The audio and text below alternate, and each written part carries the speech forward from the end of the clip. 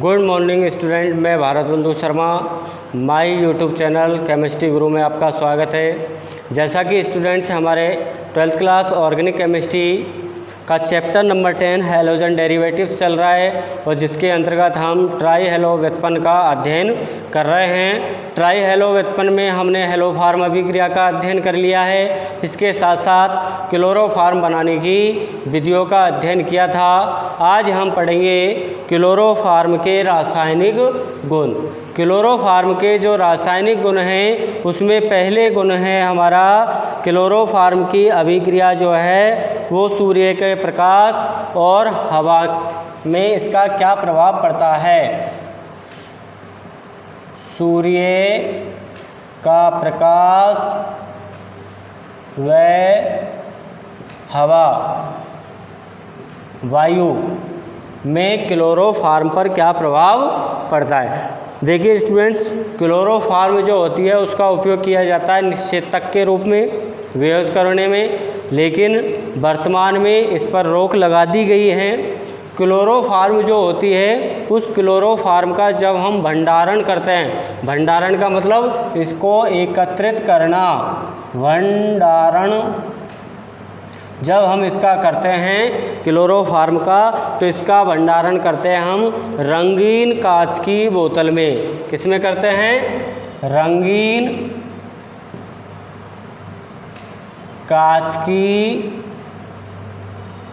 बोतल में। और रंगीन कांच की बोतल में भरकर इसको कहाँ रखा जाता है? अंधेरे में रखा जाता है। कहाँ रखा जाता है? अंधेरे में रखा जाता है। और देखिए एक बात और है, इसमें 1% एथेनॉल भी मिलाया जाता है। क्या मिला दिया जाता है? 1% एथेनॉल भी मिला जाती है। बोर्ड एग्जाम में बहुत महत्वपूर्ण प्रश्न यहाँ से बनते हैं। क्लोरोफार्म के सूर्य का प्रकाश व हवा पर क्या प्रभाव पड़ता है। तो देखो, जब क्लोरोफार्म सूर्य के प्रकाश की उपस्थिति में संपर्क में आती है तो ये वायु से क्रिया करके ऑक्सीकृत हो जाती है और एक विषैली गैस बनाती है। क्या बनाती है? विषैली गैस का निर्माण करती है। इस विषैली गैस को बोलते हैं हम फाज़ीन। किसका निर्माण होता है? फाज़ीन का। तो एक क्वेश्चन पूछा जाता है, क्लोरोफार्म को रंगीन कांच की बोतलों में भरकर अंधेरे में क्यों रखा जाता है? तो क्यों रखा जाता है? उसमें विषैली गैस फाज़ीन का निर्माण नहीं हो, इसीलिए उसे अंधेरे कमरे में रंगीन कांच की बोतलों में भर कर के रखा जाता है। अब देखो, CHCl3 क्लोरोफार्म और क्लोरोफार्म वायु से किसकी उपस्थिति में? प्रकाश की उपस्थिति में, सूर्य के प्रकाश में जब क्लोरोफार्म संपर्क में आएगी तो यहाँ क्या बन जाता है हमारा? COCl2 फाज़ीन गैस का निर्माण हो जाता है। क्या बन जाती है यहाँ पर? फाज़ीन का निर्माण हो जाता है, प्लस क्या निकल जाता है? HCl। ये हमारे अभिक्रिया इसके अंतर्गत संपन्न होती है। इसीलिए क्लोरोफार्म वायु की उपस्थिति में सूर्य के प्रकाश के साथ किसका निर्माण करती है? फाज़ीन का निर्माण करती है। इस फाज़ीन को बनने से रोकने के लिए ही इस क्लोरोफार्म को रंगीन कांच की बोतलों में भरकर अंधेरे में रखा जाता है। अब बात आती है क्लोरोफार्म का जब हम भंडारण करते हैं तो इसमें 1% एथेनॉल क्यों मिलाते हैं? तो 1% एथेनॉल इसलिए मिलाते हैं क्योंकि जो हमारी फाज़ीन का निर्माण हुआ COCl2 ये एथेनॉल से अभिक्रिया कर लेता है। किससे अभिक्रिया कर लेता है? एथेनॉल से, C2H5।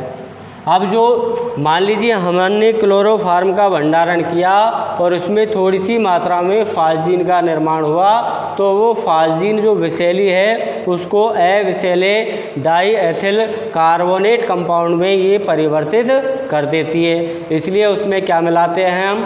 1% एथेनॉल मिलाते हैं। तो यहाँ से देखो, जब ये फाज़ीन हैं और जब फास्जीन अगर थोड़ी बहुत बनी उसमें तो उससे क्रिया कौन कर लेगा, एथेनॉल क्रिया कर लेगा।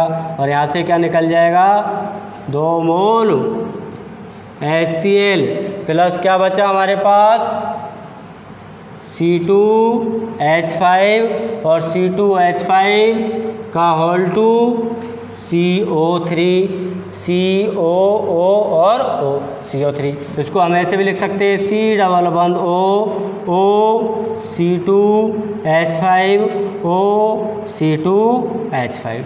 क्या हो गया ये हमारा डाई एथिल कार्बोनेट। तो देखिए जब हम क्लोरोफार्म का भंडारण करते हैं तो उसमें 1% क्या मिला देते हैं, एथेनॉल मिला देते हैं। अगर आपसे पूछा जाए 1% एथेनॉल क्यों मिलाया जाता है, क्योंकि ये जो एथेनॉल है वो थोड़ी बहुत मात्रा में बनने वाली विषैली फास्जीन को अविषैले डाई एथिल कार्बोनेट में परिवर्तित कर देता है।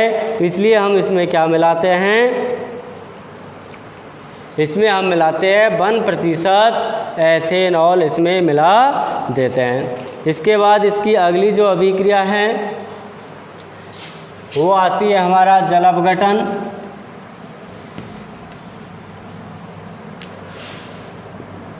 दूसरे रासायनिक गुण में हम पढ़ेंगे जल अपघटन। जब हम क्लोरोफार्म हो गया हमारा CHCl3 और इसका जल अपघटन हम करा दें जलीय KOH के साथ इसकी अभिक्रिया कराएंगे तो 3 मोल KOH के साथ ये अभिक्रिया करेगा, क्या निकल जाएगा, 3 मोल KCl। 3 KCl क्या बचेगा, CH OH OH और OH। अब यहाँ पर एक कार्बन पर यदि एक से अधिक OH समूह होता है तो वो कैसा होता है, कंपाउंड, अस्थायी होता है। ये मैंने आपको पहले भी बता दिया। अब यहाँ पर कितने OH समूह हैं, 3 OH समूह। तो यहाँ से क्या निकल जाएगा, जल निकल जाएगा। क्या निकल जाएगा, यहाँ से जल निकल जाएगा। क्या निकल गया हमारा, H2O। अब क्या बचा हमारे पास, HC डबल बंद OH, मेथेनोइक अम्ल। तो जब हम क्लोरोफार्म का जल अपघटन कराते हैं तो हमको क्या प्राप्त होता है, मेथेनोइक अम्ल की प्राप्ति होती है। इस प्रकार ये हमारे क्लोरोफार्म के रासायनिक गुण में पहला गुण हो गया सूर्य का प्रकाश व हवा में प्रभाव और दूसरा हो गया जल अपघटन। तीसरा रासायनिक गुण हम पढ़ेंगे इसका अपचयन। तो देखते हैं अपचयन की अभिक्रिया।